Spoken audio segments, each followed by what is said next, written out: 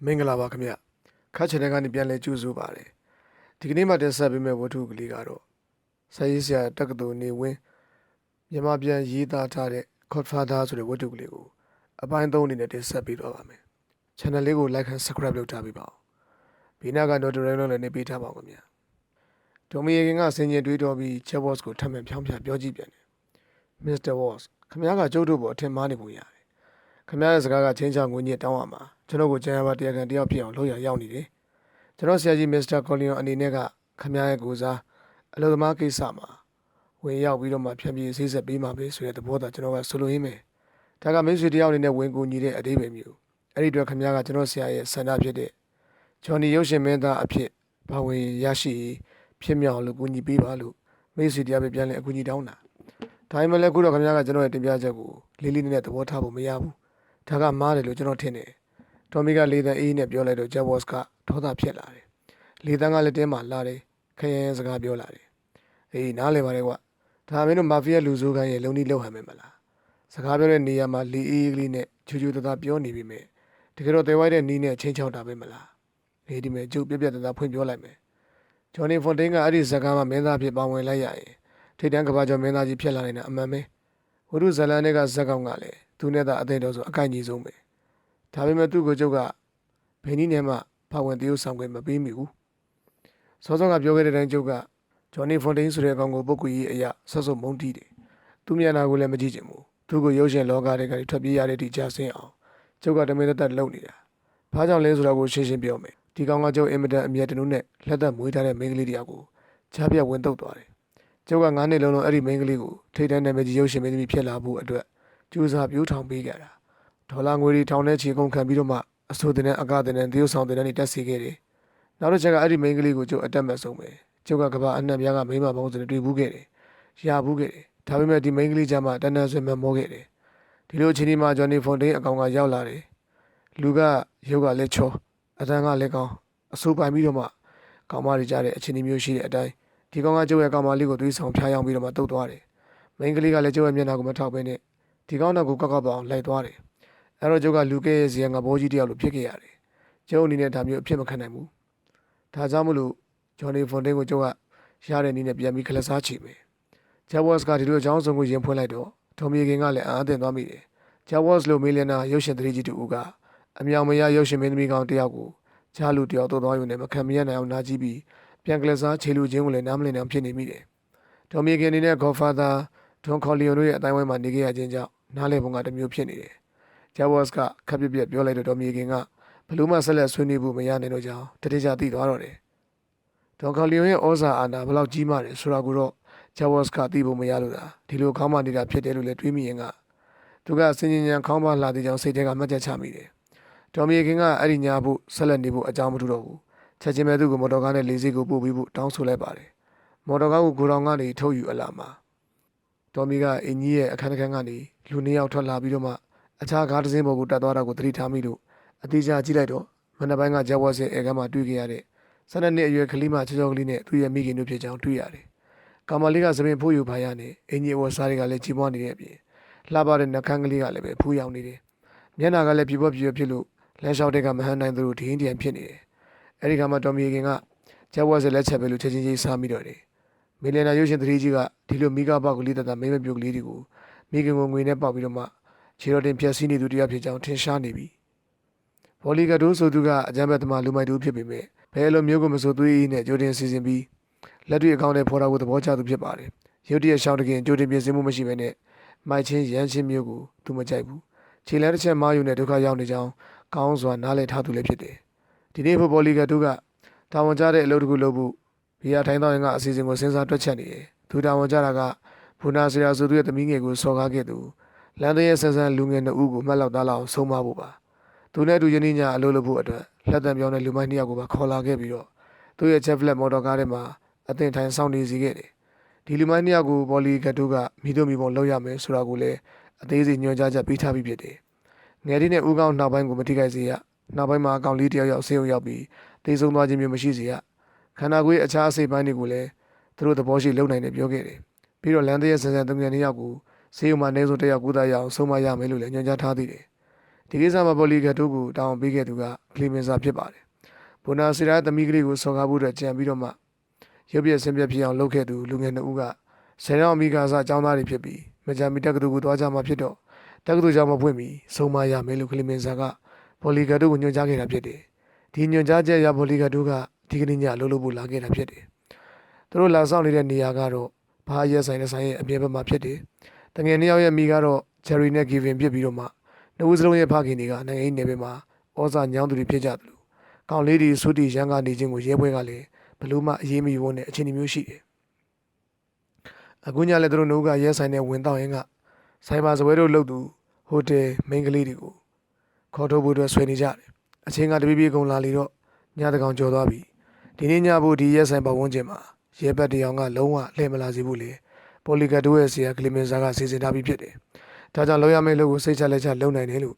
့ပေါ်လီဂတ်တို့ကသူတို့ပဲလူမိုင်းတို့ဦးကိုကြိုတင်အသိပေးခဲ့တယ်လူကြီးတွေသွားပြီးဖြစ်တော့အရဲဆိုင်တွေကလူငယ်2ယောက်ရဲ့မှုမှုနဲ့အော်ရဲ့စကားပြောတဲ့တွေကိုအပြင်ဘက်ကနေကြားနေရတယ်ဟိုတယ်မှာမိန်းကလေးတယောက်ကရှင်တို့ဟိုတိုင်းမလိုက်ချင်ပါဘူးတော်တော်ကြာဟိုကောင်မလေးတို့မျက်နှာဆုပ်ပြတ်ပြီးဆေးကိုရောက်နေအောင်မယ်လို့ပြောတဲ့ကိုလည်းကြားနေရပါတယ်ပေါ်လီဂတ်တို့ကမောင်ရီထဲမှာရပ်ထားတဲ့မော်တော်ကားကြီးကိုရှောက်သွားပြီးကားမန်တကားပေါင်ကိုမိလို့ရဲရင်ကလူမိုင်းတို့ဦးဟေးအသိပြင်ထားကြကောင်လေး2ယောက်ကိုစောစောကငါပြထားလို့မှတ်မိရမလားသူတို့ဆိုင်တွေကထွက်လာတာနဲ့မင်းတို့ကြည့်လို့ကြပြီတော့လို့အမိန်ပေးတယ်လူမိုင်း2ယောက်စလုံးကတစ်ချိန်ကလဝိသမားတွေဖြစ်ခဲ့ဘူးပြီးတော့မှနာပိုင် TV ပျက်စီးရကနေလူစိုးကိုင်းရဲ့လက်ကင်တို့ဖြစ်လာသူတွေပါပဲအခွင့်အရေးရရင်သူတို့ရဲ့လက်သီးစွမ်းကိုပြချင်နေသူတွေလည်းဖြစ်ပါတယ်ဂျယ်ရီနဲ့ကီဗင်မရှိတဲ့တငယ်ချင်း2ဦးကအရက်ဆိုင်တွေကထွက်လာတဲ့ကသူတို့2ဦးကအရက်အတော်မူးနေပြီဖြစ်တယ်ပြင်ဆိုင်တွေကကောင်းမလေးတွေကိုခေါ်ထုတ်လို့မရတော့စိတ်တိုးနေတယ်ဒီလိုဖြစ်ချင်းကပင်ပေါ်လီဂတ်တို့လူစုအဖို့ရန်စားဖို့အတွက်အလွန်ကောင်းတဲ့အခြေအနေမျိုးဖြစ်တော့တယ်သူတို့2ဦးလျှောက်လာပြီးကားနာကိုအရောက်မှာပေါ်လီဂတ်တို့ကလှမ်းပြောင်းတရောတဲ့လီတံမျိုးနဲ့ဘဲနေတယ်ကိုလူတို့ဆိုင်တွေကကောင်းမလေးတွေကခါလွတ်လိုက်တယ်မလားလို့စကားဆတယ်ချက်ချင်းမဲ့ဂျယ်ရီနဲ့ကီဗင်တို့ကပေါ်လီဂတ်တို့ဘက်ကိုခြာကနေလှည့်လာကြတယ်သူတို့ခေါ်ထုတ်ဖို့ကြိုးစားတဲ့မိန်းကလေးကညှင်းလွတ်လိုက်လို့မကြည်မချမ်းဖြစ်နေတော့သူတို့ကလုံလုံနေကအရှက်ပြီးရန်ဆကြနေတယ်တရားနဲ့ရန်ပြီးထိုးချိတ်ချနေကြတယ်ဒါကြောင့်ကိုသူတို့ကိုလောင်ပြောင်ရန်ဆလာတဲ့ပေါ်လီဂတ်တို့ကလည်းအရက်ပူပူကိုလုံးကိုလည်းခက်သေးသေးဖြစ်နေတော့ဂျယ်ရီနဲ့ကီဗင်တို့ကပေါ်လီကိုဆုံးမဖို့အတွက်ဝမ်းသာအားရပြေးဝင်လာကြတယ်သို့တော်လည်းပေါ်လီကိုလက်သီးနဲ့ထိုးဖို့ပြင်ဆင်လိုက်ချိန်မှာသူတို့နဲ့ဦးစလုံးရဲ့လက်တွေကိုအသင်းဆောင်နေတဲ့လူမိုင်း2ဦးကလင်းမြန်စွာပဲဖမ်းချုပ်ထားလိုက်တော့တယ်တစ်ချိန်တည်းမှာပဲပေါ်လီဂတ်တို့ကတန်ဂျိုနီတက်ဆင်ထားတဲ့လက်သီးပုံသဏ္ဍာန်ကရိယာတစ်ခုကိုသူ့ရဲ့ညာလက်သီးမှာဆွတ်ပြီးတော့မှဂျယ်ရီရဲ့နှာခေါင်းတက်တွေကိုအာကုန်ပဲပြစ်ထိုးလိုက်တယ်နောက်တစ်ချက်ထပ်ဆင်ထိုးလိုက်တဲ့အခါမှာတော့ဂျယ်ရီကမျက်နှာတစ်ခုလုံးသွေးတန်ရဲနဲ့ပုံရသားလဲကျသွားတော့တယ်ပေါ်လီဂတ်တို့ကမတော်ကားဘုတ်ကိုခုန်တက်ပြီးဆန်ထိုးလိုက်စင်မှာဂျန်တဲ့လူမိုင်း2ဦးကကီဗင်မင်ရှိတဲ့တငယ်ကိုတယောက်တလေးစီလက်သီးစာကျွေးနေကြတယ်လူမိုင်း2ယောက်စလုံးကလက်ဝဲသမားဟောင်းနေဖြစ်ပြီးသူတို့ရဲ့လက်သီးချက်တွေကပြင်းထန်လာတော့ခဏချင်းပဲကီဗင်မျက်နှာတစ်ခုလုံးကမြင်နေကြသူတွေမမမိနိုင်လောက်အောင်ရုပ်ပြဆင်းပဲဖြစ်သွားတော့တယ်ဒီလိုနဲ့မကြည်နဲ့သေးဟန်တဲ့လူမိုင်း2ဦးကလဲနေသူဂျယ်ရီကိုဆွဲထုတ်ပြီးတဲ့နောက်ဂျိုးရုပ်ကိုခြေထောက်နဲ့တအားပိတ်ကန်တော့အယူကျိုးသွားတဲ့အတန်ကိုကြားရပြီးဂျယ်ရီကလည်းငယ်တမ်းမောင်အော်ဟစ်လိုက်တယ်သူရဲ့အော်တဲ့ညပတ်ဝန်းကျင်မှာရှိတဲ့အေးပလေးပေါက်တွေပွင့်လာပြီးလူတွေကအထွက်ကြီးစားပြီးတော့ပေါ်လီဂတ်တို့ကဘေးရန်ကိုကြိုသိတဲ့အတွက်ဟဲကောင်တွေလာခဲ့ကြတော်ကြတော့သူရဲ့တပည့်နဲ့ဦးကိုလမ်းခေါ်တယ်လူမိုင်း2ဦးကလည်းကားပေါ်ကိုပြေးတက်သွားချိန်မှာပေါ်လီဂတ်တို့ကကားကိုဆက်ကုန်ပွင့်ပြီးတော့မှမောင်းထွက်သွားပါတော့တယ်သူတို့တွေတငယ်2ဦးကိုဆုံးမနေကြတဲ့အချိန်ကစက္ကန့်ပိုင်းသာကြာပြီးမဲ့လေဂျယ်ရီနဲ့ကီဗင်တို့ရဲ့အခြေအနေကတော့လူမျိုးလုံးမကောင်းအောင်ပဲဖြစ်ကြံရစ်ကြတယ်ညတကောင်ကျော်လို့ပေါ်လီဂတ်တို့ရဲ့မော်တော်ကားနံပါတ်ကိုမှတ်မိသူတတ်သိဆိုတာရှိဖို့မရဘူးရှင်းလည်းအရေးမကြီးလာဘူးမော်တော်ကားနံပါတ်ကကယ်လီဖိုးနီးယားပြည်နယ်ကကားနံပါတ်တစ်ခုကိုဟိုယူတက်ဆင်ထားခြင်းဖြစ်ပြီးသူတို့ကားနဲ့စင်တူရန်တူချက်ပလက်ကားမျိုးနယူးယောက်မြို့ကြီးမှာ3သိန်းလောက်ရှိပါတယ်ဒေါ်မီကင်းကမြို့ထဲမှာရှိတဲ့သူ့ရဲ့ရှင်းနေရုံခန်းကိုသွားပြီးလှုပ်ရှားရှိရာတွေကိုလုပ်နေတယ်စာပြီးစာအုပ်ကိစ္စတွေနဲ့အခြားအလုပ်ကိစ္စတွေကြွေးကြံနေတာကိုပြီးစီအောင်လုပ်နေခြင်းပဲဖြစ်ပါတယ်ယနေ့ကဂျာတာပရင်းနဲ့ဖြစ်ပြီးတော့မှနောက်တနေ့တောက်ကြဆိုရင် Godfather Don Corleone နဲ့ဆိုလိုဆိုမီရှိတဲ့ခိုင်ကောင်းဆောင်တူဦးတို့တွေ့ဆုံဆွေးနွေးဖို့ချင်းဆိုစီစဉ်ထားပြီးဖြစ်ပါတယ်ဒီဆွေးနွေးပွဲကအလွန်အရေးကြီးကြောင်းကိုလည်းသိတော့ထော်မီကတောက်ကြနေမတိုင်မီတခြားအလုပ်ကိစ္စတွေပြီးပြတ်ထားစီဖို့ကြိုတင်လုပ်ထားခြင်းဖြစ်ပါတယ်သူကအင်္ဂါနေ့ညကမှကယ်လီဖိုးနီးယားပြည်နယ်ကနေပြန်ရောက်လာပြီးတော့မှသူ့ဆရာ Don Corleone ကိုဂျာဝေါ့စ်နဲ့ဆွေးနွေးမှုမအောင်မြင်ခဲ့ကြောင်းအစီရင်ခံတော့ Godfather ကအမောဖို့မရဘူးဒေါ်မီကင်းကသာရုပ်ရှင်သတိနဲ့တွေ့ဆုံဆွေးနွေးခဲ့ရပုံသေးစိတ်ကိုတခုမှကြံပြောပြခိုင်းခဲ့တယ်ဂျာဝေါ့စ်နဲ့ဆန်တဲ့သမီးအရွယ်ခလီမာလီချောင်းကိုပြောပြတော့အဖိုးကြီးကအောင်နှလုံးနာသွားပုံရတယ်ဒီလိုရုံးမရက်စက်မှုတွေကိုအလွန်ဆက်ဆုပ်သူဖြစ်လို့ဒွန်ကော်လီယွန်ကရုပ်ရှင်သတိဂျာဝေါ့စ်ကိုအထူးပင်ထင်သေးသွားတယ်ဒေါ်မီရဲ့အသေးစိတ်စီရင်ခံချက်ကိုအစားဆုံးနားထောင်ပြီးတဲ့နောက်အဖိုးကြီးကဟေးဒေါ်မီအဲ့ဒီလူကတကယ်တတိရှိရလားလို့မိကုန်းတစ်ခုတည်းကိုသာမေးတယ်ဒေါ်မီကင်းကဒီမိကုန်းကိုရုပ်တရက်မဖြေဘဲနဲ့အသေးချာစဉ်းစားနေမိတယ်Godfatherကဒီလိုမေးခြင်းကဘာကိုဆိုလို့လဲ ရိုးရိုးမိုက်ဝုံယုံတတိရှိရလားလို့မေးခြင်းမဟုတ်မှလည်းသိတယ်သူရဲ့အုံနောက်ထဲမှာပြန်ပြန်လည်လည်စဉ်းစားစဉ်ကြည့်တော့မှအဖိုးကြီးဘာကိုဆိုလိုကြောင်းစဉ်းစားပြီးတော့တယ်ရုပ်ရှင်သတိ Jawas အနေနဲ့ငွေကြီးဆုံးရှုံးခြင်းအလုပ်ကံပျက်စီးခြင်းအလုပ်သမားတပိတ်မောက်ခြင်းတွေကိုခံနိုင်ရှိရလားလို့ Godfather ကသိလို့ခြင်းမဟုတ် Jawas ကလောကမှာဖြစ်လို့အဖြစ်နောက်ကြောင်းကိုဘာမှထည့်မစင်စားဘဲနဲ့ယုံကြည်ချက်တစ်ခုတည်းအတွက်အသက်အသေးခံဝန်းတဲ့အထိစိတ်သက်ခိုင်ပါသူတတိကောင်းသူဟုတ်ရဲ့လားလို့သိလို့ခြင်းပဲဖြစ်ပါတယ်ကစားချေဘာကမှမထောက်ညာဘဲနဲ့ရဲဆက်ဆက်လုံးဝသူမျိုးလားမေးခြင်းဖြစ်တယ်တနည်းအားဖြင့် Jawas ကအီတလီလူမျိုးဆက်စလီကျွန်းသားများလိုတတိမျိုးရှိပါရဲ့လား Godfather ကမေးလိုက်ခြင်းပါဒေါ်မီကင်ကအဖိုးကြီးရဲ့မိကုန်းကိုနားလဲသဘောပေါက်ဟန်နဲ့ပြုံးပြီး Jawas ကတကယ်တတိမရှိပါဘူးလို့ဝင်ပြေးလိုက်တယ်ဒီစကားကိုကျတော့အဖိုးကြီးကနားလဲသဘောပေါက်ဟန်နဲ့ခေါင်းကြီးုံသာညိတ်တယ်ပြီးတော့ဘယ်လိုမှမပြောဘဲနဲ့နောက်တနေ့တိုင်အောင်အချိန်ယူစဉ်းစားနေတယ်ဗုဒ္ဓဦးနေ့ညနေပိုင်းကျမှပဲသူကဒေါ်မီကင်ကိုခေါ်ပြီးတော့မှဘာလို့ရမယ်ဆိုတာကိုအသေးစိတ်ညွှန်ကြားချက်တွေပြီးပါတယ်ဒေါ်မီကင်က Godfather ရဲ့ညွှန်ကြားချက်တွေကိုနားထောင်ရတဲ့အခါအဖိုးကြီးရဲ့ညံတက်မြတ်ပုံဂျာစီစိတ်ကူးတပ်ပုံကိုပို့လို့တော့မှချီးကျူးမိတော့တယ်ဒီညွှန်ကြားချက်တွေကိုသိလိုက်ရချိန်မှာတော့အဖိုးကြီးကပြဿနာရဲ့အဖြစ်ကိုတိကျပြသစွာနဲ့တွေ့သွားပြီးဖြစ်ကြောင်းထော်မီကလက်ခံယုံကြည်မိတယ်ဂျာတာဘရင်းနဲ့ဆိုရင်ရုပ်ရှင်သတိ Jawas ကဂျွန်နီဖွန်ဒင်းကိုသူ့ရဲ့ရုပ်ရှင်ကားတွေထည့်သုံးပါတော့မယ်လို့တယ်လီဖုန်းဆက်အကြောင်းကြားတော့မှကသိကြတော့ဖြစ်နေပြီ Godfather ရဲ့စိတ်ကူးကြံစီကပိုင်လာပါတယ်ဒေါ်မီကင်ကသူ့ရဲ့ရုံးခန်းနဲ့ထိုင်ရင်ကအထက်ပါအကြောင်းတွေကိုစဉ်းစားနေစဉ်တယ်လီဖုန်းလာတဲ့အတွက်ကောက်ပြီးတော့မှနားထောင်လိုက်တော့ဟောလီဝုဒ်ကမဟုတ်ဘဲနဲ့ဘူနာစီရာအမီရှိအသုဘလုပ်ငန်းကန်ထရိုက်တာစီကသာဖြစ်ပါတယ်သူရဲ့သမီးလေးကိစ္စနဲ့ပတ်သက်လို့ Godfather ကအကူအညီပေးလိုက်ပုံကိုသဘောကျလို့လိုက်လဲလဲကျေးဇူးတင်လိုက်ကြအောင် Godfather အတွက်ဆိုရင်သူကအသက်ကိုဆုံးရသည့်အထိပြန်လဲကူညီဖို့အသင့်ရှိကြောင်းကိုဖုန်းဆက်ပြောပါတယ်ဒေါ်မီကလည်းအဖိုးကြီးကိုဆက်ပြောလိုက်ပါမယ်လို့ခရီးပေးလိုက်တယ်သတင်းစာရီမှာတော့ Jerry နဲ့ Kevin မရှိတငယ်နှစ်ယောက်ရစရာမရှိအောင်ရုပ်ပြစင်းမြနဲ့လမ်းမပေါ်လဲနေတဲ့တပ်ပုံတွေကလူစုကိုင်းတွေလက်ချက်နဲ့နှိမ့်ဆက်ခြင်းခံရပုံကိုအကျယ်တဝဲရေးသားဖော်ပြထားပါတယ်သတင်းစာရစဉ်ဒီလူငယ်နှစ်ဦးကအသက်မသိပေမဲ့ဆေးရုံမှာလာပေါင်းများစွာတက်ရောက်ကုသရမယ်ပြင် plastic surgery လို့ခေါ်တဲ့မျက်နှာမှာအသားတွေတက်ဆင်ပြီးခွဲစိတ်ကုသမှာဖြစ်ပါတယ်ဒီသတင်းကိုဖတ်ပြီးတဲ့နောက်ဒေါ်မီကင်ကဖော်လီကတ်တို့ရဲ့လုံနီးလုံဟန်ပြီးတိကျပုံကိုသဘောကျမိပြီးဆိုလက်တစ်ခုခုပေးဖို့ဖော်လီရဲ့ဆရာကလီမင်ဇာကိုပြောမယ်လို့စိတ်ကူးပြီးမှတ်ထားလိုက်တယ်အဲဒီနောက်3 နာရီလောက်ကြာတဲ့အခါမှာတော့ဒေါ်မီကအဖိုးကြီးဒွန်ခေါလီယွန်ရဲ့တရားဝင်စီးပွားရေးလုပ်ငန်းတွေနဲ့ပတ်သက်လို့ဆောင်ရွက်စတဲ့တွေကိုလေ့လာဖတ်ရှုခြင်းစာပြေစရာရှိရင်ပြန်ကြားခြင်း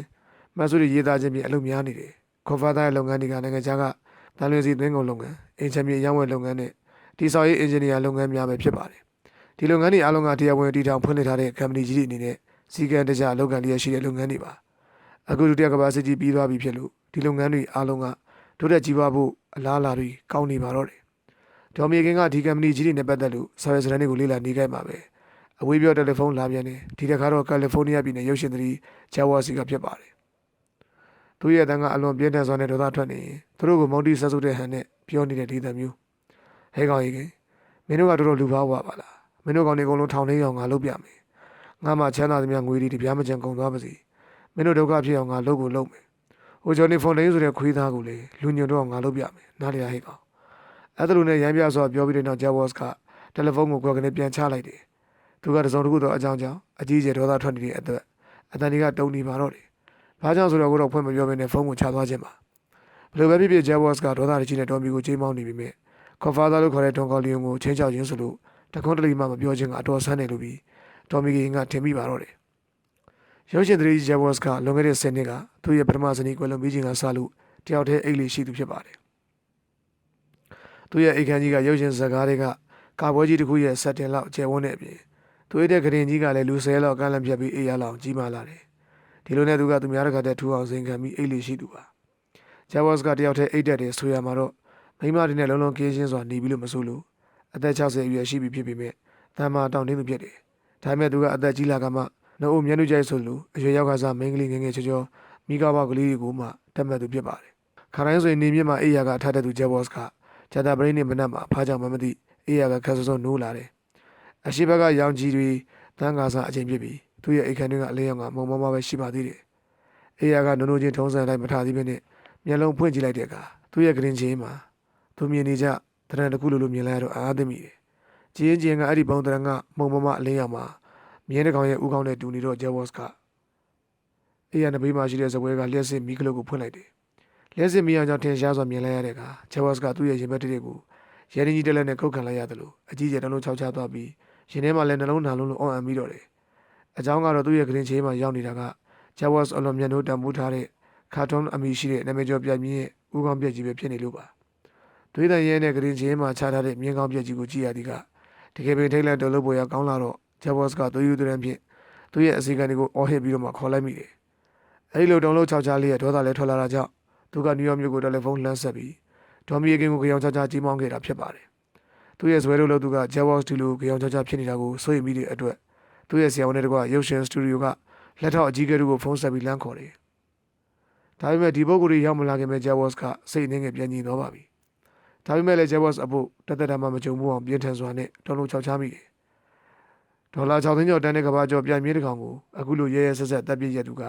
လိုမျိုးလူစားမျိုးဖြစ်မလဲ။လောကမှာမိသည့်အကြောင်းကိုမှမထောက်မညာမငဲ့ကွယ်ပဲနဲ့ဒီလိုရဲစက်မှုမျိုးကျူးလွန်သူကဘုရားသခင်ကို၎င်းတရားဥပဒေကို၎င်းလုံးဝဂရုမစိုက်သူတွေသာဖြစ်ရမယ်။ဒါတင်မကသေးပဲနဲ့မြင်းဆောင်ရဲ့လုံခြုံရေးအတွက်အလွန်စိတ်ချရအောင်ကြီးစားဆုံးတော့ဒီငါရဲ့အဆောင်ချထားတဲ့ကြားကဒူတံပိုးထားလာတဲ့မြင်းကြီးကိုရအောင်တပ်ဖြတ်ပြီးဦးကောင်းပြက်ကြီးကိုလည်းအိတ်ခမ်းနဲ့အရောက်လာထားနိုင်အောင်ကြံစီလုပ်ကန်တဲ့သူရဲ့တကူအာနာနဲ့ကြံရီဖန်ကြီးကအထက်မြက်ကြီးမားလာတယ်။အချိန်နှင်းငယ်တွင်မှာပဲဂျက်ဘော့စ်ကပြန်မြင့်ခတ်တုံးကိုဘိန်းလိုမျိုးမေးစည်းထိုးပြီးမှတစုံတစ်ယောက်ကအေးအေးစီစီပေါက်စင်းနဲ့ခေါင်းပြက်တက်ခဲ့ကြောင်းစုံစမ်းသိရှိရတယ်။မြင်းဆောင်ကညာဆောင်တာဝန်ကျသူတွေကိုစစ်ဆေးတဲ့အခါမှာတော့ညပိုင်းကစူးစူးညင်ညင်ဘာတမ်းမှမကြားဘူးလို့အစစ်ခံကြရတယ်။ဒါပေမဲ့လူသားမှန်သမျှငွေများများနဲ့လက်ထိုးလို့ဝယ်ယူရရှိနိုင်ကြောင်းကိုဂျက်ဘော့စ်ကနားလည်မိတယ်။သူကစင်ញံကင်းမဲ့သူတယောက်မဟုတ်ဘူး။သူကသူအထင်ကြီးလွန်းသူသာဖြစ်တယ်။သူရဲ့အပေါင်းအသင်းအဆက်အသွယ်နဲ့ဩဇာကကော်ဖာသာကိုဒွန်ခေါ်လီယိုဆိုသူလူမိုက်ကိုင်းခေါင်းဆောင်တို့ရဲ့ဩဇာအနာထက်ပုံမကြီးမားမယ်လို့ထင်မိခဲ့ခြင်းသာလေသူရဲ့အမားကြီးဖြစ်ပါတော့တယ်။သူအမေရိကန်သမ္မတနဲ့လည်းအဆက်အသွယ်ရှိပြီး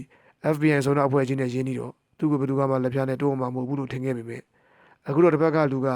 သူ့ရဲ့အဖိုးထံမြင်ကိုလွယ်လွယ်ကလေးခေါင်းပြက်တက်ပြပုံကဂျက်ဘော့စ်ကိုလည်းအချိန်မရွေးတတ်နိုင်ကြောင်းလက်ဆွဲပြလိုက်ခြင်းပါပဲ။ကော်ဖာသာလူလာတဲ့အတိုင်းဂျွန်နီဖွန်ဒင်းကိုသူ့ရဲ့ရုပ်ရှင်ကားမှာမင်းသားပြထည့်မသုံးရင်ဂျက်ဘော့စ်ကိုလည်းပြန်မြင်ခောက်တုံးကိုတက်ပြတယ်လို့ရဲဆက်ဆက်တတ်မယ်လို့ချိန်ချောက်လိုက်ခြင်းလည်းဖြစ်ပါတယ်။အခုတော့ဂျက်ဘော့စ်ကခေါင်းစွာနားလည်သွားပြီ။ကော်ဖာသာလို့ခေါ်တဲ့ဒွန်ခေါ်လီယိုရဲ့ဩဇာနဲ့အစွမ်းကိုလည်းကောင်းကောင်းကြီးသဘောပေါက်မိပြီ။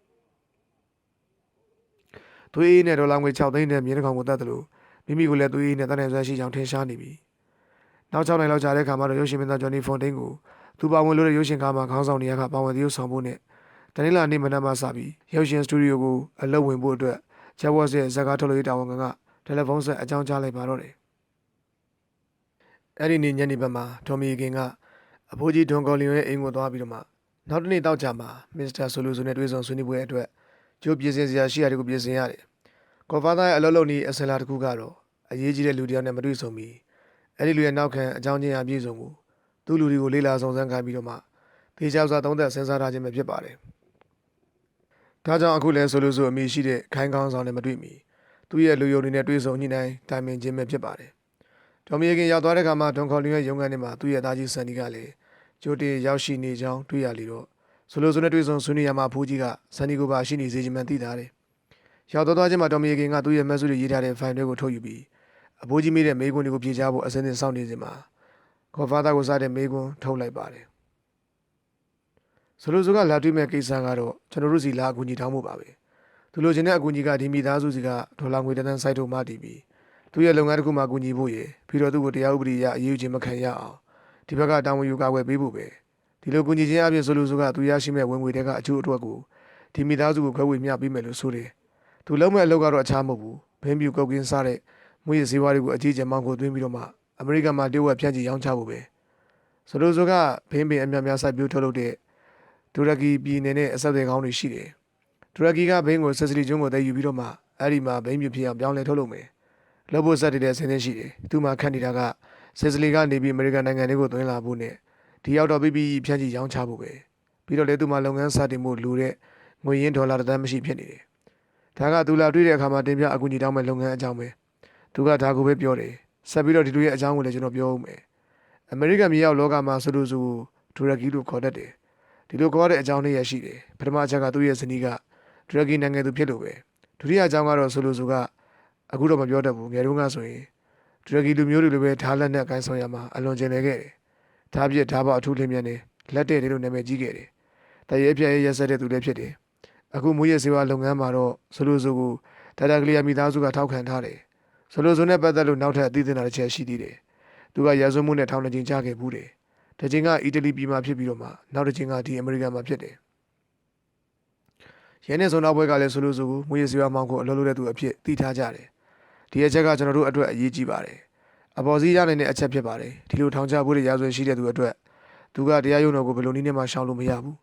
နောက်တစ်ချက်ကဆိုလိုဆိုကဒီမှာလဲအမေရိကန်သူမိန်းမနဲ့အိမ်အောင်ကြပြီးတော့ကလေး၃ယောက်ရှိတယ်အဲ့ဒီမိန်းမနဲ့ကလေးတွေကိုကောင်းကောင်းမွန်မွန်နေရဖို့တာဝန်ယူဆောင်ရှောက်မယ်ဆိုရင်ဆိုလိုဆိုကဘယ်လိုအပြစ်ဒဏ်မျိုးကိုမစိုးခံနိုင်မဲ့လို့ဖြစ်ပါတယ်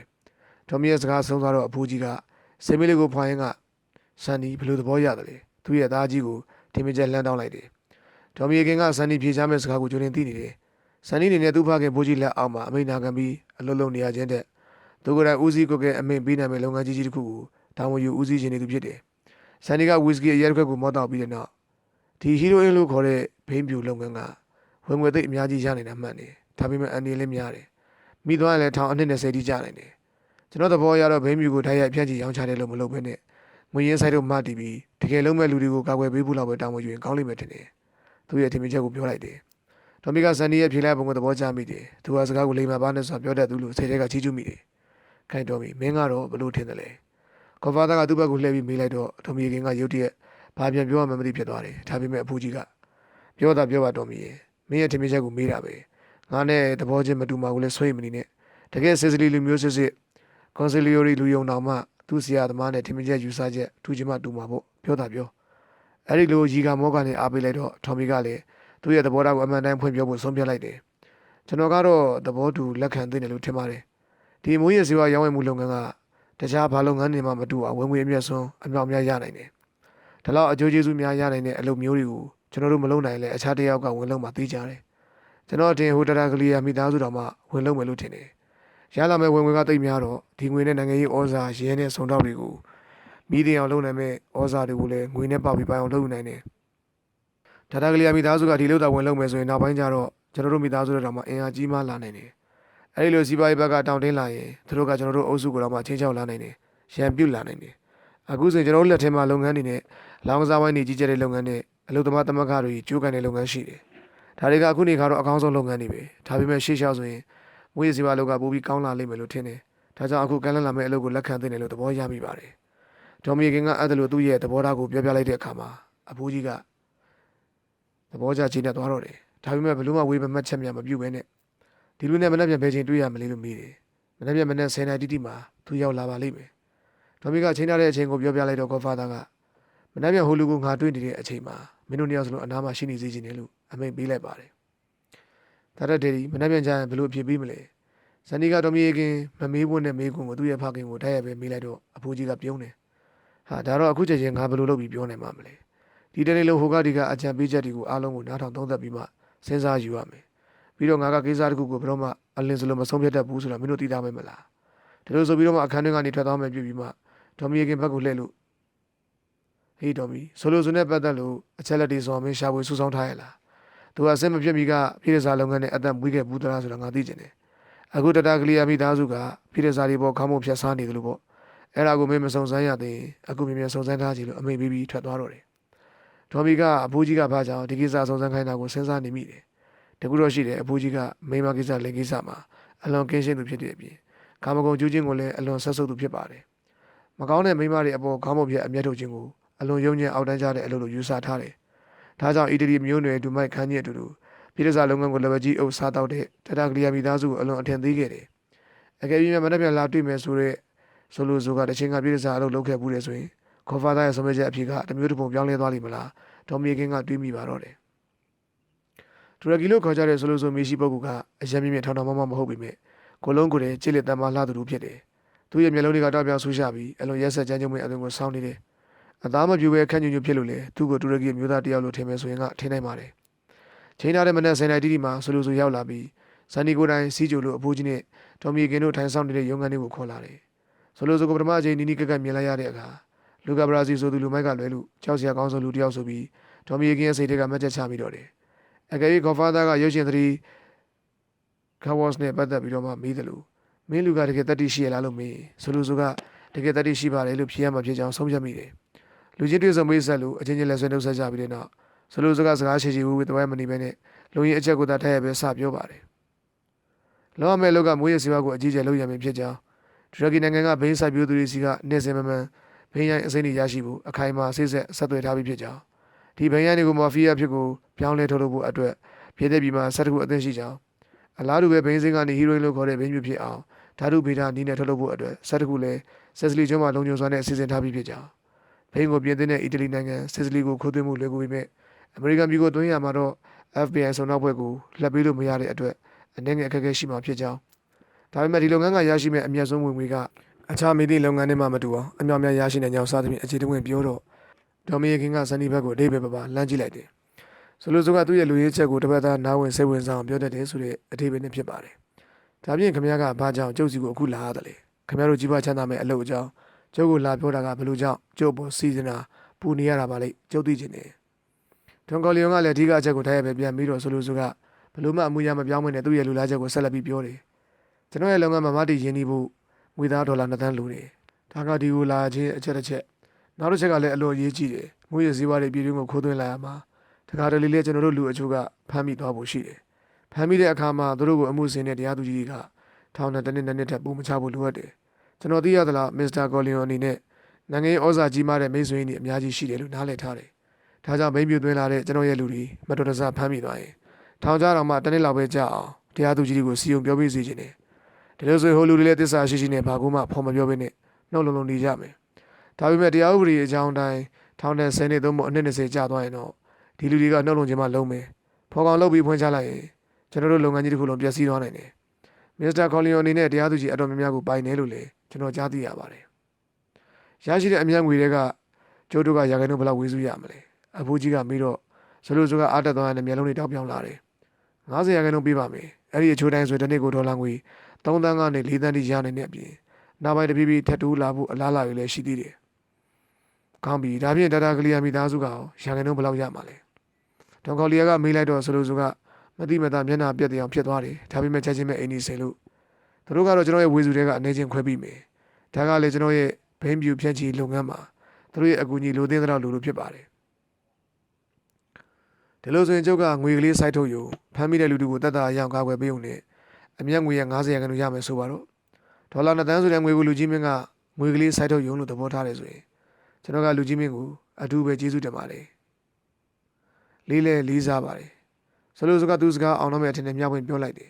သို့တော်လည်းကော်ဖာသာထွန်ခေါ်လီယွန်ကလေးတန်းအေးနဲ့ကျုံနေနဲ့ခမရကိုအခုလိုလက်ခံတွေးဆောင်ရတာကဒါတာကလီယာမိသားစုကိုလေးစားတဲ့အနေနဲ့ကတကြောင်ပြီးတော့ခမရကိုယ်တိုင်ကလည်းလေးလေးနက်နက်ဆက်ဆံဖို့ကောင်းတဲ့လူတစ်ယောက်ဖြစ်တယ်လို့ကြားသိရတဲ့ကြောင်ကြောင့်ခမရနဲ့စကားပြောဖို့ဆုံးဖြတ်ခဲ့တာပဲဒါပေမဲ့ခမရအခုတင်ပြတဲ့လုပ်ငန်းအစီအစဉ်ကိုကျိုးစိတ်ဝင်စားမှုဝင်မလုပ်ချင်ဘူးလို့ပဲအဖြစ်ပေးရလိမ့်မယ်ခမရလောကအမြတ်ဆုံးဝင်ငွေအမြောက်များရနိုင်တာမှန်ပေမဲ့တစ်ဖက်ကအနည်းအတော်များတဲ့အလုပ်မျိုးဖြစ်နေတယ်ခမရတို့အထက်ဝင်လိုက်ခြင်းအပြင်ကျုပ်ရဲ့တခြားလုပ်ငန်းတွေကိုထိခိုက်လာစရာအကြောင်းရှိတယ်ကျုံနေတဲ့နိုင်ငံရေးနယ်ပယ်မှာမိတ်ဆွေအပေါင်းအသင်းအများကြီးရှိတယ်ဆိုတာမှန်တယ်ဒါပေမဲ့သူတို့ကကျုပ်ကမွေးရစီပွားမောင်ကိုလုပ်ငန်းလုပ်တယ်ဆိုတာနဲ့အရင်ကလိုခင်မင်းပေါင်းသင်းကြတော့မှာမဟုတ်ဘူးအခုကျုပ်ရဲ့စီးပွားရေးလုပ်ငန်းကလောင်ကစားဝိုင်းနေနဲ့ပတ်သက်ကြောင်းသူတို့သိတယ်သိဆိုတဲ့အလုပ်လို့မယူဆကြဘူးလောင်ကစားတာကအရဲတော့တလို့သိမစိုးတဲ့မကောင်းမှုလို့သဘောထားကြတယ်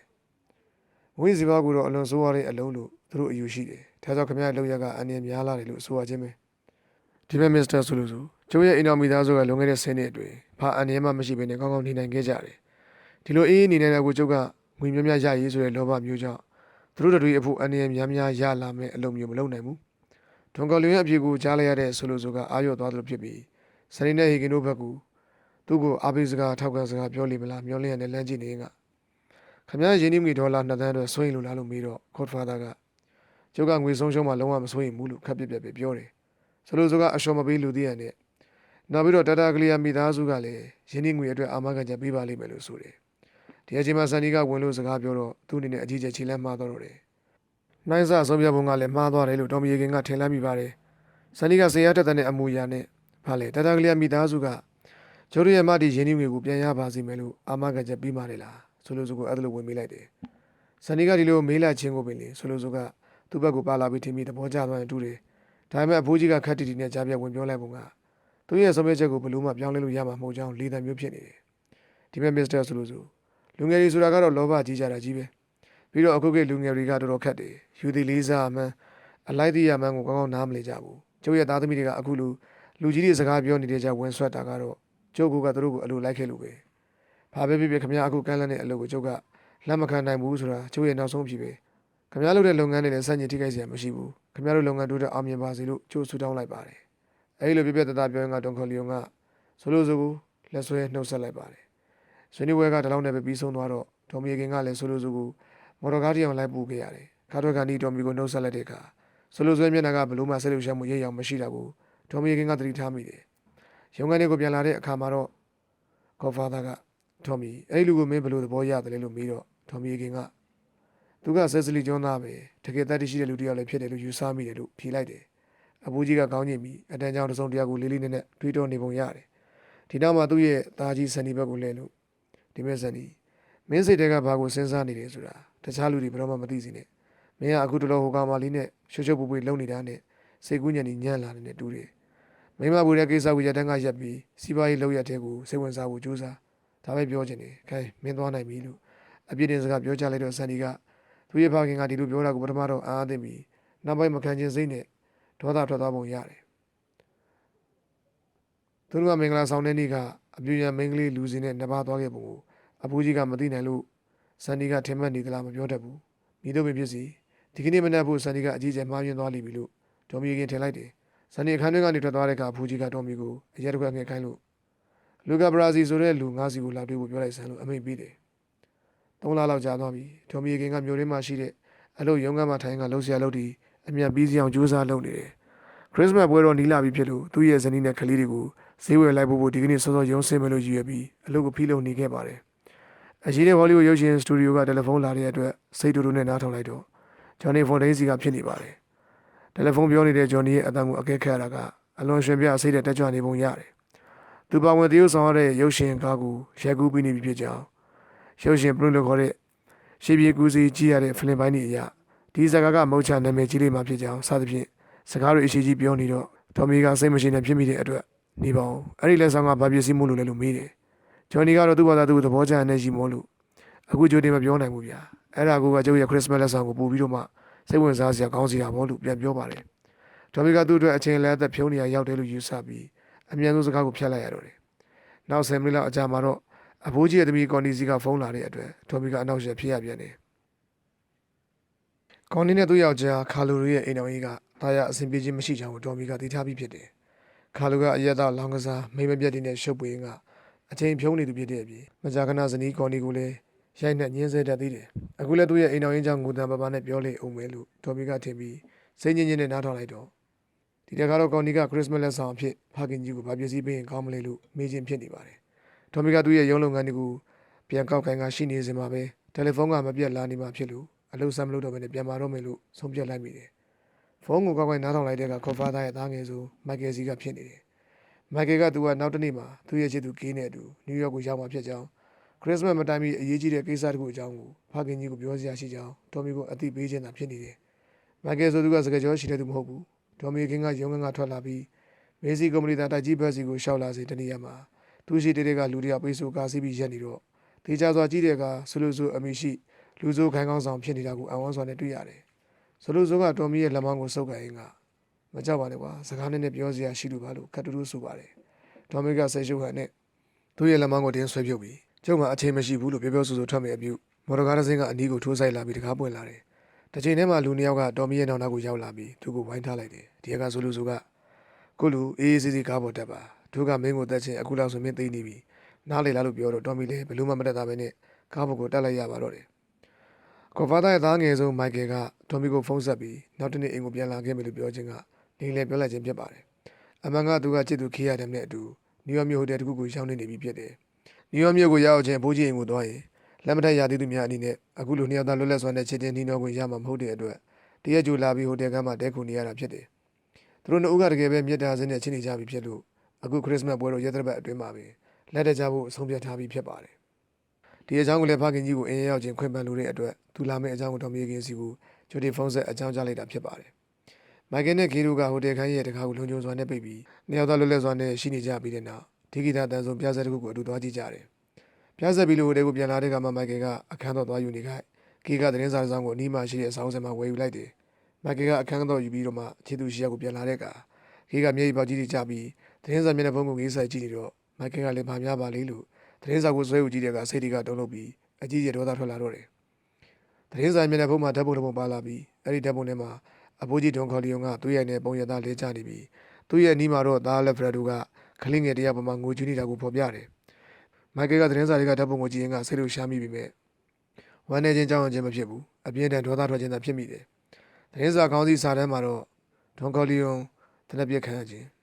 ထံရပြင်းနေစွာရပြီးဆေးရုံမှာရဲဆောင်ချက်များစွာဖြင့်ခွဲစိတ်ကူးသနေရခြင်းလူစုကန်ချင်းပြင်းထန်တိုက်ခိုက်တပ်ပြတ်မိများဖြစ်ပေါ်လာမှာကိုစိုးရိမ်ကြခြင်းစသဖြင့်ဖော်ပြထားတယ်သတင်းစာဆိုရအဖိုးကြီးတနက်ပြက်ခံရတဲ့အချိန်ကညနေ9:00နာရီလောက်ဖြစ်တော့ဟိုတယ်ခန်းထဲမှာချစ်သူကင်းနဲ့နှပါသွားနေချိန်လောက်မှာဖခင်ကြီးကိုရန်သူတွေကလှုပ်ကြံခဲ့တာဖြစ်တယ်မိုက်ကယ်ကသူ့အပျော်ကျူးနေကဖခင်ကြီးလှုပ်ကြံခံရလေခြင်းလို့လေယူကျုံမရဖြစ်မိတယ်တချိန်တည်းမှာပဲဒေါသထွက်လို့ခွေးသားတွေဒက်ဒီကိုသေအောင်တော့မတတ်နိုင်ဘူးလို့ပါဇက်တဲကရေရွတ်လက်မိပါတယ်ဒီနောက်တော့သူကချစ်သူကင်းကိုဟိုတယ်ခန်းထဲကိုပို့ပေးပြီးသူ့ဖခင်အိမ်ကိုလမ်းဖုန်းဆက်တော့တယ်လီဖုန်းလိုင်းတွေကမအားတဲ့အတွက်မိနစ်20လောက်ကြာမှတစ်ဖက်ကအကူကြီးဆန်နီနဲ့စကားပြောခွင့်ရတယ်ဆန်နီလာဒီကမိုက်ကယ်ပါအဖိုးကြီးဘယ်နဲ့နေသေးတယ်လဲဟေးမိုက်ကယ်တို့ကမင်းတို့စိတ်ပူနေကြတယ်အဖိုးကြီးချင်းတွေကတော်တော်ဆိုးတယ်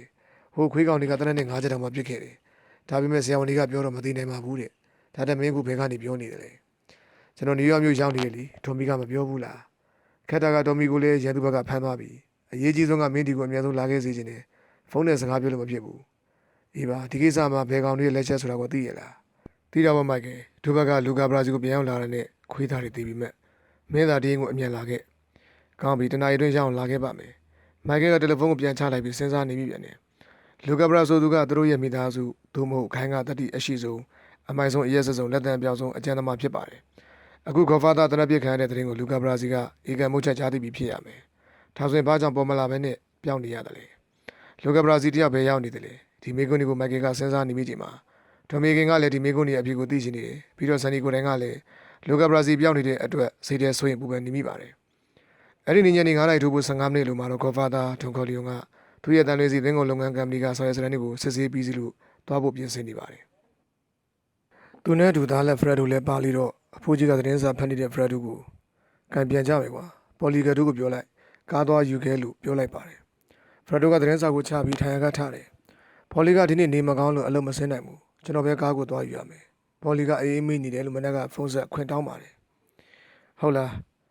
ဒါနဲ့ပါဆိုတော့ဒီကောင်နေမကောင်းမှုဆိုပြီးခွင့်တိုင်တာဒီလအတွင်း3ခါတော့ရှိသွားပြီသူ့ထက်ပိုပြီးကျမ်းမာရေးကောင်းတဲ့လူတယောက်ရှာအောင်ပါပဲအဖိုးကြီးကတစုံတရာကိုစဉ်းစားမိရနဲ့ပြောတော့မလိုပါဘူးတည်းပေါ်လီကတူကလူကောင်းတယောက်ပဲသူနေမကောင်းမှုလို့ပြောတကယ်ပဲနေမကောင်းမှုလို့သာဖြစ်ရမယ်ကားသွားယူရတာမပင်မမှန်ဘူးနီးနီးကလေးပဲကျွန်တော်အခုသွားပါမယ်ပြောဆိုနဲ့ဖရက်တို့ကရုံးခန်းကနေထောက်ခွာသွားတော့တယ်ထွန်ခေါ်လီယုံကဗရင်ကနေပြီးတော့မှလမ်းကြည့်လိုက်တော့မော်တော်ကားတွေရပ်ဖို့တတ်မှတ်ထားတဲ့နေရာကိုဖရက်တို့ပြက်လျှောက်သွားတော့ကိုမြင်လိုက်ရပါတယ်အဲ့ဒီနောက်မှာဖိုးကြီးကဒေါ်မီခင်ရဲ့ရုံးခန်းကိုဖုန်းလန်းဆက်တော့အဖြစ်မရတဲ့အတွက်ဖုန်းပြန်ချတယ်တခါလောင်ဘီချ်အရက်မှာရှိတဲ့သူ့ရဲ့နေအိမ်ကိုဖုန်းဆက်တော့အင်းကလည်းဖုန်းကိုကောက်မကိုင်းတဲ့အတွက်အဖိုးကြီးစိတ်တူတူနဲ့ချက်ချင်းဖုန်းပြန်ချပြီးဗရင်ဘောက်ကနေပြင်ဘက်ကိုလမ်းကြည့်တယ်အဲ့ဒီချိန်မှာသူ့ရဲ့မော်တော်ကားကလမ်းတစ်ဘက်မှာရှိတဲ့ပလက်ဖောင်းပီနာမှာရောက်ရှိနေပြီးဒါပြည့်သူဖရက်တို့ကမော်တော်ကားကိုမြင်ရင်းကရက်နေခရစ်စမတ်ပွဲတော်အတွက်ဈေးဝယ်လာသူပရိသတ်တွေကိုကြည့်နေပါတယ်ထွန်ခေါ်လီယုံကသူ့ရဲ့ကုတ်အင်ကြီးကိုပြန်ဝတ်လိုက်ပြီးတဲ့နောက်ရုံးခန်းလီကားကနေဆင်းလာတယ်ဆောင်းအသည့်ဖြစ်လို့နေတာတူတဲ့အလျောက်လမ်းမပမာလင်းအောင်ကနေစာပြုတ်နေပြီအဖိုးကြီးရုံးဘော်ကဆင်းလာတာကိုမြင်လိုက်ရတာနဲ့ဖရက်တို့ကမော်တော်ကားဒရိုင်ဘာနေရာကိုဝင်ထိုင်ပြီးအစင်းစင်းစောင့်နေတယ်အဖိုးကြီးကမော်တော်ကားရထားဘက်ကိုလမ်းကိုဖြတ်ကူးတော့မယ်ပြုပြီးမှသူ့ရဲ့ရုံးအဆောင်အနီးလမ်းထောင်မှာရှိတဲ့တေးသီးဆိုင်ဘက်ကိုရှောက်သွားပြန်တယ်အခုတော့သူကညနေဘက်အိမ်ပြန်မှအဲ့ဒီဆိုင်ကတေးသီးတွေဝယ်ပြီးမှပြန်လေးရှိတော့ယနေ့အဖို့လဲတဲတော်သီးလေမော်သီးတွေဝယ်ယူပြီးမှပြန်မယ်လို့စိတ်ကူးပြီးတေးသီးတွေဝင်ဝယ်တာဖြစ်ပါတယ်တေးသီးတွေကိုစက်ကွေးတစ်ခုနဲ့ထည့်ပြီးသူ့ရဲ့မော်တော်ကားရှိရာကိုလမ်းကိုစပြီးတော့မှဖြတ်ကူးလိုက်စင်မှာလမ်းရဲ့တောင်ကျုပ်ကလူနှစ်ယောက်ပေါ်လာတာကိုမြင်လိုက်ရလီတော့ဒွန်ကော်လီယုံကဘာဖြစ်တော့မယ်ဆိုတော့ကိုချက်ချင်းသိတယ်ဒီလူနှစ်ယောက်ကအနှံ့ရောင်ကိုကြီးရှည်ကြီးတွေဝတ်ထားပြီးခေါင်းပေါ်မှာလည်းအုတ်ထုံးတဲ့တွေကိုဆောင်းထားလီတော့ရုတ်တရက်သူတို့ရဲ့မျက်နှာကိုမှတ်မိနိုင်မှုခဲရင်းနေတယ်သူတို့ရဲ့ပုံမှန်တဲ့ကိုမြင်လိုက်ရုံနဲ့ကော်ဖာသားကအန်ဒီကိုချက်ချင်းပဲသဘောပေါက်လို့လက်ထဲကတတိယကိုလွတ်ချပြီးသူ့ရဲ့မော်တော်ကားစီကိုလင်းမြစွာပြေးရင်ကပါဇက်ကလည်းဖရက်ဒိုနဲ့သူ့ရဲ့သားလက်ကိုလမ်းអော်တယ်အဲ့ဒီအချိန်မှာအုတ်ထုံးတဲ့လူနှစ်ယောက်ကချော်လုံးမျိုးတရက်တွေဆွဲထုတ်ပြီးအဖိုးကြီးကိုပြစ်ကြတယ်ပထမဆုံးကြည်စံကကော်ဖာသားရဲ့နောက်ကျောကိုထိမှန်သွားပြီမဲ့အဖိုးကြီးကကားစီကိုဆက်သွားနေတော့နောက်တဲ့ကြည်စံတစ်ခုကသူ့ရဲ့တင်ပါကိုထိမှန်သွားတော့မှသူကပုံရင်သားလဲကျသွားတော့တယ်ဖရက်ဒိုကသူ့ရဲ့ဖခင်လမ်းអော်ခေါ်တန်းကိုတနက်တန်ရဲ့ဂျားကနေကြားတာနဲ့ကားတွေကနေထွက်လာပြီးဖြစ်ပါတယ်ဒီကလူသမား2ဦးကနောက်ထပ်တနက်တစ်ချက်ပစ်ချလိုက်ပြီးလမ်းရဲ့ထောင်ကျိုးဘက်စီကိုထွက်ပြေးပြောက်ခွဲသွားကြတယ်နောက်ဆုံးကြည်စံတွေကအဖိုးကြီးရဲ့လက်မောင်းနဲ့ခြေသလုံးကိုသာထိမှန်လို့သူ့ရဲ့ကအလွန်ထွက်လာတဲ့အတွက်သူလဲကျနေရာမှာသူ့ရဲ့ထုံးနေတယ်ဖ ဖရက်ဒူကလက်နဲ့ပါပြီးမဲ့ဖခင်ကြီးတနက်ပြခံခြင်းကလင်းမြန်လွန်းတော့စိတ်တွေတလုံးချောက်ချပြီးတော့မှသူ့ရဲ့တနက်ကိုပင်ဆွဲမထုံနေတော့ဘဲနဲ့ဖခင်ကြီးလဲကျနေရနီးမှဒူးထောက်ပြီးမျက်ရည်ကြောင်ငိုကြွေးနေမိတယ်ဒီအချိန်မှာလမ်းသွားလမ်းလာပြည်သက်ကဝိုင်းဝင်လာပြီးဖြစ်တော့သူတို့ထဲမှာ Daily News သတင်းစာကဓာတ်ပုံသတင်းတော်တို့ဥပပါလာပြီးမြေကြီးပေါ်လဲကျနေတဲ့ဒွန်ခေါ်လီယုံကိုဓာတ်ပုံတွေရိုက်နေတော့တယ်ချက်ချင်းလိုလိုပဲရဲဝါရလက်ကားတွေစွန်တော်တွေရောက်လာပြီးတဲ့နောက်သူတို့ပြကားစီကိုအမြန်ခေါ်လိုက်ကြတယ်စွန်တော်တယောက်ကဖရက်ဒူရဲ့အင်ကြီးအေးတဲကအမတ်ပုံတင်ကပ်ပြားကိုယူကြည့်ပြီးဘသူပဲဝါလို့တည်သွားတဲ့တပြိုင်နက်ပြည်သက်ကိုအတင်ဖယ်ရှားစီလို့အဖိုးကြီးသားအဖကိုချက်ချင်းပဲသူနာပြကားနဲ့တင်းဆောင်ခေါ်သွားပါတော့တယ် Godfather ဒွန်ခေါ်လီယုံတနက်ပြခံရပြီးတဲ့နောက်နိုင်ဝက်အတွင်းမှာသူ့ရဲ့သားကြီးဆန်နီစီကိုတယ်လီဖုန်း၅ချိန်တီလာခဲ့တယ်ပထမဆုံးဖုန်းဆက်လာသူကတော့သူတို့မိသားစုကဒေဒီပုံလာစာငွေမှန်မှန်ထောက်ပံ့ပေးထားသူနယူးယောက်စွန်တော်အဖွဲ့ဝင်ဂျွန်ဖီလစ်ဆိုသူဖြစ်ပါတယ်တယ်လီဖုန်းဆက်ချိန်မှာဆန်နီကအိပ်ပျော်နေတော့သူ့ရဲ့ဇနီးကအရေးကြီးတယ်ဆိုပြီးနှိုးတဲ့အတွက်ထားပြီးဖုန်းကိုကိုင်နားထောင်လိုက်တယ်စွန်တော်ဂျွန်ဖီလစ်ကဆန်နီရဲ့အတန်ကိုကြားရင်ကြားချင်းပဲဆန်နီဒီမဲ့ကျွန်တော်အတန်ကိုမှတ်မိလားအဲ့ဒီကဆန်နီကမှတ်မိပါတယ်လို့ပြန်ဖြေလိုက်တယ်ဂျွန်ဖီလစ်ကလည်းစိတ်ချလက်ချဆက်ပြောတော့တယ်လွန်ခဲ့တဲ့15မိနစ်လောက်ကခမည်းအဖေကြီးကိုတယောက်ကတနက်နဲ့ပြစ်ခဲ့တယ်မသိပေမဲ့ဒဏ်ရာကတိတ်ပြင်းထန်လို့အခုပြည့်တဲ့ဆေးရုံကိုချက်ချင်းတင်ထားလိုက်ရတယ်ခမည်းညီဖရက်ဒူကတော့ချက်စီရဲစကန်မှာရောက်နေတယ်သူကတိတ်ပြီးစိတ်တွေတုန်လှုပ်နေလို့ရဲစကန်ကပြန်လွတ်လို့ချင်းဆရာဝန်တယောက်ကြည့်ခိုင်းရင်တော့ကောင်းမယ်ကျွန်တော်ကိုယ်တိုင်အခုဆေးရုံကိုသွားမလို့ပဲအဖိုးကြီးစကားပြောနိုင်ရဲကမေးမြန်းတဲ့ကကျွန်တော်ကကူညီမလို့နောက်တဲ့အကြောင်းတွေထပ်ပြီးဖုန်းဆက်ပါမယ်နေပါမသိဘူးဆိုတာသိကြရဲ့လားဆန်နီကထပ်ပြီးတော့ဂျွန်ဖီလက်ကသိကြပါတယ်တနက်တန်ရာတွေကြောင့်သွေးတွေအလွန်ပဲထွက်တယ်လို့ပြောတယ်ဘာပဲဖြစ်ဖြစ်ထင်တဲ့လောက်ဆုံးမယ်မထင်ပါဘူးလို့သူသိတဲ့လောက်ပြန်ပြောလိုက်တယ်အဲဒီခါမှဆန်နီကကျေးဇူးပါပဲကျွန်ဒါတက်မနေ့ပြန်၈နာရီတိတိမောင်ရင်အိမ်မှာဆက်ဆက်စောင့်နေပါဒီလိုချက်ချင်းသတင်းပေးတဲ့အတွက်မောင်ရင်ကိုဒေါ်လာ1000စုအဖြစ်ပို့လွှတ်လိုက်မယ်ဒီလိုဆိုပြီးဖုန်းကိုပြန်ချလိုက်တယ်ပြီးတော့ကလတဲ့တစ်လုံးမှထိုင်ပြီးစဉ်းစားနေမိတယ်ဆန်နီကသူ့ရဲ့အကြီးဆုံးချွေရင်ချက်ကဒေါသအလွန်ကြီးလွယ်ပြီးရှေးနောက်ဆင်ញင်စဉ်းစားခြင်းမပြုဘဲနဲ့စိတ်လိုက်မပါပြုလုပ်မိတဲ့ခြင်းဖြစ်ကြောင်းသူ့ကိုယ်သူသိထားလိတော့အခုကိစ္စမှာလေဒေါသလျောက်ရှောက်လို့မိရင်မာကုန်မှဆိုလို့တာအသားငင်းငင်းထိုင်ပြီးစိတ်ကိုထိန်းချုပ်နေခြင်းဖြစ်ပါတယ်သူကလျော်တော်အကြံပေးတော်မီဟေဂင်ကိုလမ်းခေါ်ဖို့ရှေးဦးစွာစဉ်းစားမိတယ်သို့တော်လည်းသူကတယ်လီဖုန်းကိုကောက်မကန်ရသေးမီတပတ်ကဖုန်းကလာလို့နားထောင်လိုက်တော့အဖိုးကြီးရဲ့အလုပ်တိုင်းနဲ့မလန့်မကန့်မှနေတဲ့သူတို့ရဲ့ခိုင်းဝင်လောင်းကစားတိုင်းတူဦးစီကဖြစ်နေပါတယ်အဲဒီလူကဒွန်ခေါ်လီယွန်တနက်ပြခံရလို့သိဆုံးသွားပြီလို့ကြားရကြောင်းဖုန်းဆက်သတင်းပေးတာပါသို့တော်လောင်းကစားတိုင်းကိုတဆင့်ပြောပြရဲဆိုသူကအခင်းပြပနေရာမှာရှိသူမဟုတ်ဘဲနဲ့သူများပြောလို့တဆင့်စကားကြားခဲ့ရတဲ့ဖြစ်ကြောင်းသိရတော့ဆန်နီကဒီသတင်းမမှန်နိုင်ဘူးလို့ဆုံးဖြတ်တယ်ဆိုတော့ဂျွန်ဖီလက်ရဲ့သတင်းကပူပြီးမှန်ကန်စရာရှိတယ်လို့ယူဆတယ်ဆန်နီကတယ်လီဖုန်းကိုပြန်ချလိုက်တာနဲ့တတိယအချိန်မြောက်ဖုန်းကမြည်လာပြန်တယ်ဒီတစ်ခါမှာတော့ Daily News သတင်းစာကသတင်းတော်တူဖြစ်နေပြီးတယ်လီဖုန်းကိုပြန်ချပလိုက်တယ်ချက်ချင်းပဲဆန်နီကဒေါ်မီကင်ရဲ့အိမ်ကိုဖုန်းဆက်ကြည့်တော့သူ့ရဲ့ဇနီးကဒေါ်မီတယောက်ယခုအချိန်ထိအိမ်ပြန်မရောက်သေးကြောင်းသာပြောတဲ့အတွက်ဒေါ်မီပြန်လာချင်းဖုန်းဆက်ခိုင်းမှလို့ဆိုတယ်ဆန်နီကကလပ်ထဲမှာပြန်ထိုင်ပြီးဖြစ်ပျက်ခဲ့ပုံကိုစဉ်းစားကြည့်တော့အခုသူ့ဘာကင်ကြီးကိုလှုပ်ကြံသူကဆိုလိုဆိုမီရှိလူမိုက်ခေါင်းဆောင်ပဲဖြစ်ရမယ်လို့တွေးမိတယ်ဒါပေမဲ့ဆိုလိုဆိုကလူမိုက်တယောက်ဖြစ်လင်ကစားခေါ်ဖာသားလိုအစိမ်းနဲ့အလွန်မြင့်မားတဲ့ခိုင်းကောင်းဆောင်ကြီးတူကိုမိသည့်အခါမှလှုပ်ကြံဝန်းသူမဟုတ်လို့စဉ်းစားရခက်နေပြန်တယ်သူကဒီလိုစဉ်းစားနေခိုင်းမှာပဲတယ်လီဖုန်းကစတိုးရအချိန်မြောက်မြည်လာပြန်တယ်တစ်ဖက်ကပြောတဲ့တန်ကခက်တူတူနဲ့ညင်သာသိမ်းမွေးစွာပြောတဲ့တန်မျိုးဖြစ်နေတယ်ဘယ်သူပဲဝါဆိုတာကိုတော့မပြောတာပေမဲ့လေဆိုလိုနေဖြစ်နိုင်တယ်လို့ဆန်ဒီကထွက်ဆမိတယ်ဆန်ဒီခေါ်လျော်မလား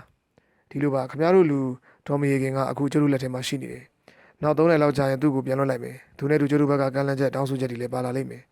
ဒေါ်မီယေကင်စီကကြိုးကြောင်မကြားမချင်းဘာကူမှရှေ့လော်တကြီးမလုပ်ဖို့လည်းသတိပေးထားခြင်းနဲ့လောရင်တော့နောက်ထပ်ဒုက္ခတွေဖြစ်အောင်ပဲရှိမယ်ပြီးခဲ့တာတွေပြီးသွားပြီလို့သာသဘောထားခုလူကဒေါသကြီးလွယ်တတ်သူအဖြစ်နာမည်ကျော်သူမှုသတိပေးရခြင်းပဲတစ်ဖက်ကစကားပြောသူကလေတန်အေးနဲ့ပြောလိုက်ခြင်းမှာဆန်ဒီကလည်းသူ့ရဲ့အတန်ကိုခက်တူတူအုပ်လို့ကောင်းပြီလीကြိုးဆောင်နေပါမယ်လို့ပြန်ပြောလိုက်ပါတယ်တစ်ဖက်ကလူကတယ်လီဖုန်းကိုချက်ချင်းပြန်ချသွားတယ်ဆန်ဒီကသူ့ရဲ့လက်ပတ်နိုင်ကိုကြည့်တယ်အဲ့ဒီတယ်လီဖုန်းလာတဲ့အချိန်ကိုအတိအကျမှတ်သားထားလိုက်တယ်သူ့ရဲ့ဇနီးကဘာဖြစ်တာလဲလို့မေးတော့သူတို့ကအဖိုးကြီးကိုတနက်နဲ့ပြစ်ပြီးတော့မှလှုပ်ကြံကြတယ်ဒါပေမဲ့စိုးရိမ်မနေနဲ့မသိဘူးအခုသူဆေးရုံရောက်နေတယ်လို့သာပြောပြီးတော့မှဒေါ်မီကွန်ကိုတစ်ဖက်ကဖမ်းသွားကြောင်းကိုဖွင့်မပြောဘဲထားလိုက်ပါတယ်အဲ့ဒီအခိုင်မှာတယ်လီဖုန်းကပြန်စမခြင်းမြောက်မြေးလာပြန်တယ်ဒီတစ်ခါတော့စကားပြောသူကအဖိုးကြီးရဲ့မိတ်ဆွေခလီမင်စာပါသူ့ရဲ့အတန်းကလည်းအလွန်စိုးရိမ်တဲ့အတန်းမျိုးဖြစ်နေတယ်ဟေးဆန်နီအဖိုးကြီးကြောင့်ကြားပြီဗလားကြားပြီဒါပေမဲ့ तू မသိဘူးဘုရားသခင်ကျေးဇူးပဲတော်ပါသေးရဲ့နေပေါင်းအဖိုးကြီးမသိသေးဘူးဆိုတာဟုတ်ရဲ့လားသိကြသလားလမ်းတွေကလူတွေပြောတော့သိသွားပလားဆိုမဟုတ်ပါဘူးမသိဘူးဆိုတာအခိုင်မှာသိရတယ်ခေါင်းမလေးရဲ့လောလောဆယ်တော့ဆန်နီပဲအဆဆရတာဝန်ယူဥဆောင်သွားမှာပဲကျုံနေနဲ့မလုပ်ပေးရမလဲကျွန်တော်အဖေအိမ်ကိုအမြန်ဆုံးလာစေချင်ပါတယ်ပေါ်လီကတ်တိုးကိုလည်းခေါ်ခဲ့ပါကောင်းပြီဒါပဲလားအိမ်နဲ့ဆေးရုံမှာလုံခြုံရေးအတွက်ကျုပ်တို့လူတွေလွှတ်ထားပေးရမလားမလိုပါဘူးခင်ဗျားနဲ့ပေါ်လီကတ်တိုးတို့ကသာဒီအိမ်ကိုအမြန်ဆုံးလာစေချင်တယ်ဆန်နီကဒီလိုပြောလိုက်တော့ခလီမင်ဆာကတစုံတရာကိုတွေးမိဟန်နဲ့ခဏငိုင်သွားတယ်အဲဒီကဆန်နီကစကားကိုဆက်ပြောတယ်န နေပါအောင်အဖိုးကြီးအခုလိုပြည့်တဲ့အချိန်မှာဘော်လီဂါတို့ကဘယ်ရောက်နေလို့လဲဘော်လီကနေမကောင်းလို့သူ့အိမ်မှာပဲနေခဲ့တယ်အေးမိတယ်လို့ပြောတယ်ဒီနေ့စောင်းထဲမှာဒီကောင်ကအတော်လေးချူးချားနေတယ်ကလီမင်ဆာစကားဆုံးမှဆန်ဒီကချက်ချင်းပဲစိတ်ဝင်စားလာတယ်ဒီမဲ့မစ္စတာကလီမင်ဆာပြီးခဲ့တဲ့နှစ်လလောက်တည်းဘော်လီဂါတို့ကဘယ်နှစ်ချိန်လောက်နေမကောင်းမှုဆိုပြီးအလုံးမစင်းမဲ့နေခဲ့တယ်3-4ချိန်လောက်ရှိမယ်ဒါပေမဲ့ကျုပ်ကဖရက်ဒိုကိုမြင်မိတယ်ဘော်လီနေမှာလူစားတယောက်ပေးရမလားလို့ဖရက်ဒိုကမလိုပါဘူးကြီးပြောနေတယ်ပြီးတော့လည်းဆန်ဒီသိတဲ့အတိုင်းပဲလွန်ခဲ့တဲ့10နှစ်တည်းဘလို့အန်နီယမှမကြုံခဲ့ရတော့ဆိုရင်စရာမရှိဘူးလို့ယူဆခဲ့တယ်ထားပါတော့လေခင်ဗျားအများဆုံးအဖိုးကြီးကိုလာခဲ့ပါဒီကိုလာမှပေါ်လီကတို့ကသာပေါအောင်ဝင်ခေါ်ခဲ့ဖို့မမေ့နဲ့ဒီကောင်ဘလောက်ပဲနေမကောင်းဖြစ်နေပါစေခရူးမဆိုင်ဘူးဆက်ဆက်ပေါအောင်ခေါ်ခဲ့ဒီလိုကပ်ပြပြပြောပြီးတော့မှဆန်နီကတယ်လီဖုန်းကိုချလိုက်တယ်တက်ဆက်ထဲမှာပဲငိုကြွေးနေသူဇနီးတွေကိုသူ့ရဲ့အစီအစဉ်ကိုပြောပြတယ်ဟေးတို့လူတွေကတရားဖုန်းဆက်ရင်ငါ့ကိုအဖိုးကြီးစီမှာရှိတယ်ဟိုကိုလမ်းဆက်ပါလို့ပြောတခြားအပြင်လူတွေဘယ်သူပဲဆက်ဆက်ဘာမှမသိဘူးလို့သာပြောအကယ်၍တော်မီရဲ့မိမဖုန်းဆက်ရင်သူ့ရဲ့ကြောင့်တော်မီကအရေးကြီးတဲ့အလုပ်တစ်ခုလုပ်နေရလို့အိမ်ကိုပြန်မလာနိုင်သေးဘူးလို့ပြောထားနောက်ပြီးတော့တို့အိမ်မှာဒုခိုင်းသားတွေကလူနေရလို့လာနေကြလိမ့်မယ်မင်းဘာမှကြောက်မနေနဲ့လူလုံးမမဲငါခေါ်ထားတာပဲဖြစ်တယ်မင်းကိုယ်တိုင်ကလည်းသိအရေးကြီးမှသာငါ့ကိုပြောစရာရှိရင်အဖိုးကြီးကိုဖုန်းလက်ဆက်ခေငါသွားစရာရှိသေးတယ်အဲ့ဒီလိုခက်တီတီခက်ပြပြပြောလိုက်ပြီးဆန်ဒီကအင်မီကိုခတ်တုတ်ထွက်ခွာသွားပါတော့တယ်ဒီကနေ့တင်ဆက်တဲ့ဝတ္ထုကလေးကိုဒီညလေးမှာခေတ္တရန်နာလိုက်ပါတယ်ခင်ဗျဒီကနေ့တင်ဆက်တဲ့ဝတ္ထုကလေးကတော့ဇာယီသူတက္ကသိုလ်နေဝင်ရေးသားထားတဲ့ Godfather ဆိုတဲ့ဝတ္ထုကလေးကိုအပိုင်း3အနေနဲ့တင်ဆက်ပေးခဲ့တာပါကျွန်တော်တို့ရဲ့ channel ကလေးကိုလည်း like and subscribe လုပ်ထားပေးပါဦးပြီးနားက notification လည်းနှိပ်ပေးထားပါဦးခင်ဗျအားလုံးအထူးပဲကျေးဇူးတင်ပါတယ်